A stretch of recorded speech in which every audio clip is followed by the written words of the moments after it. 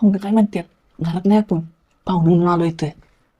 घरात निघे 2 दिवसाची थांबले कर तुला वयच थांबती ठिकाऱ्या. अरे तुम्ही अजून बसले नाही जेवा की.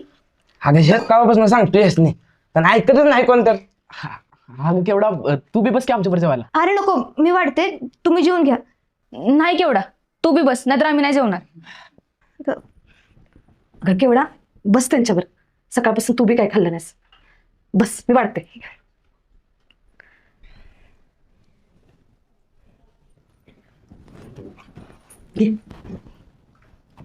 बस आता जेवायला.